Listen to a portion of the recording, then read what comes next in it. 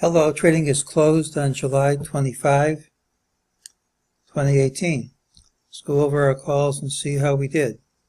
First call was this was a negative pattern and that we should see lower prices print even if we didn't close lower.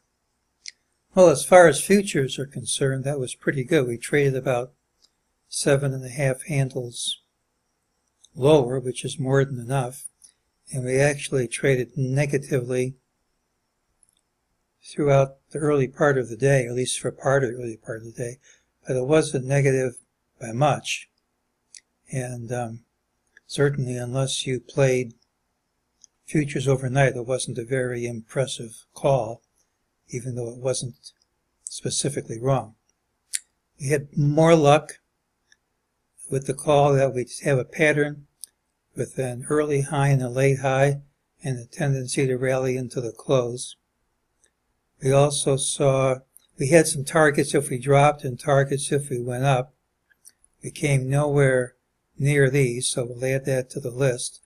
This one printed, and this one printed too. It's always good to close an old target off the list.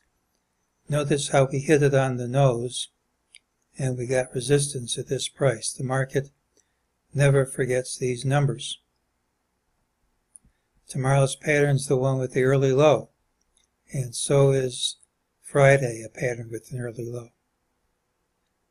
Well, MEJT says this isn't for keeps.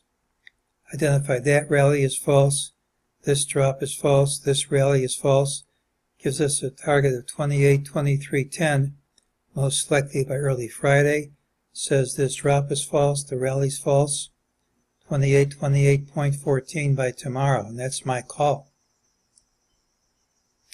As always, the call's off the table if we gap strongly in the undesired direction, which is up, but futures are down, and unless there's some kind of a reversal here, this price, and probably this price will print. That's a pretty big drop from the close. Well, there actually were some clues to this action in futures, and to be honest, I missed them during the day. One clue was that we traded negatively the whole overnight session. Usually when that happens, the market sees the next day's low within the first hour and a half of trading or so. And the other clue was we had a big drop, which was recovered completely right at the open. That's a sign of amateur sellers being trapped, and one should anticipate a rally lasting all day long when that happens. Maybe next time I'll catch them in time, but I didn't today personally. Well, this is quite the opposite. You have a wall into the close. You know how I feel about walls. Unrestrained purchasing. Right at the end, no pullbacks. It's not the way smart money makes its purchases. It's a sign of shorts being forced to cover or amateurs piling in, and typically it's followed by gapping down the next day. So now we have our plan for tomorrow. Gapping up smartly takes this off the table. Anything else? These are my targets. And one more thing I'll add. If this is the false move I think it is, we should gap under this low.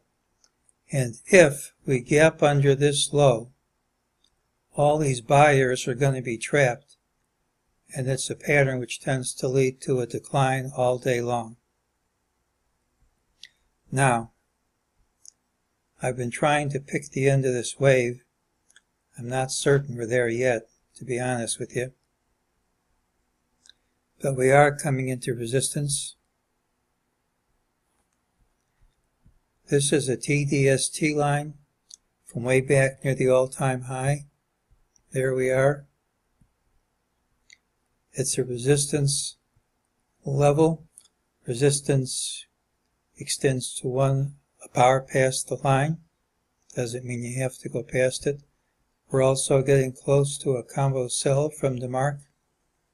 A ways to go for a sequential sell. Wouldn't surprise me if one or both of these went to completion.